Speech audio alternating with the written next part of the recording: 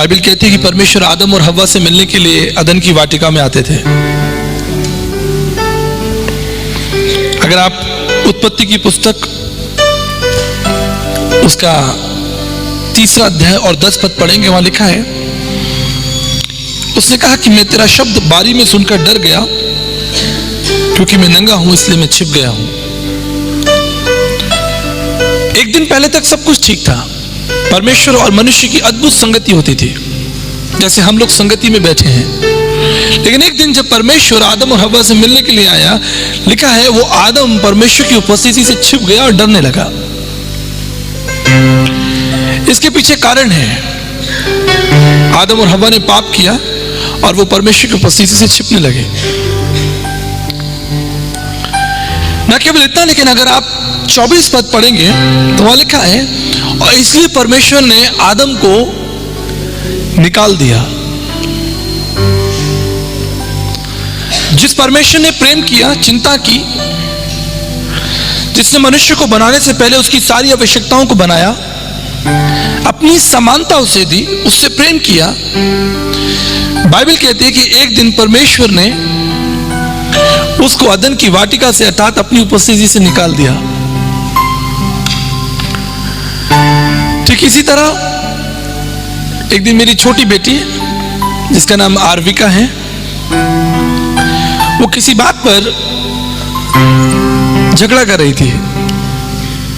तो मैंने उससे कहा कि अगर तुम मेरी बात नहीं मानोगे तो मैं तुम्हें घर से निकाल दूंगा।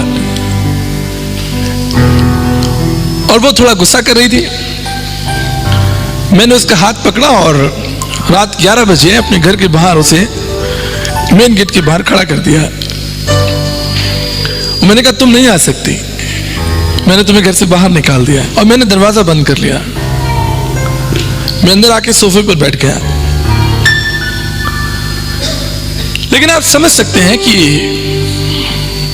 एक और मैं नाराज हूं, क्योंकि मैं पिता हूं और मैं अपने बच्चों को, अपने संतानों को सही मार्ग पर चलाना चाहता हूं।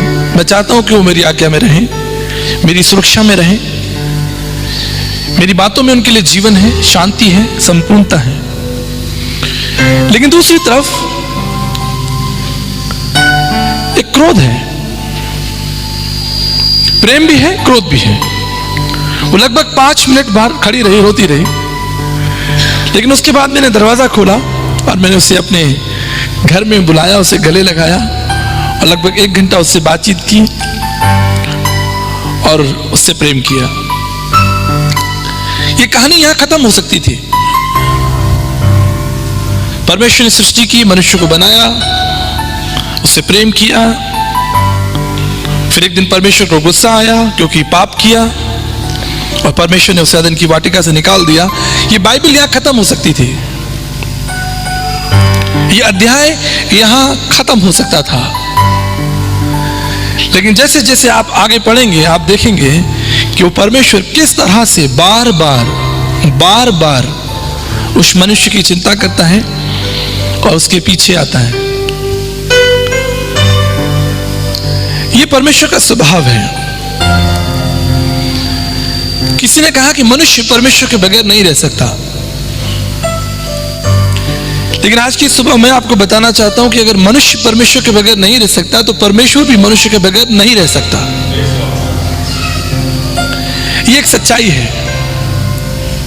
और इसीलिए जब आप बाइबल के अध्यायों को आगे पढ़ते रहते हैं, आप देखते हैं कि वो परमेश्वर, जब हमने बार बार पाप किया, बार बार परमेश्वर को धोखा दिया, बार बार वो परमेश्वर हमारे पीछे आया,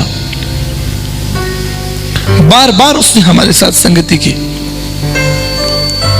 हम यूहन्ना उसका 15 अध्याय देखेंगे, लूका उसका 15 अध्याय और उसके 13 पद में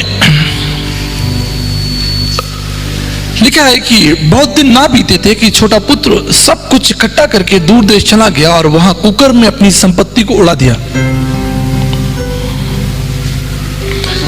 आज भी प्रत्येक दिन मैं और आप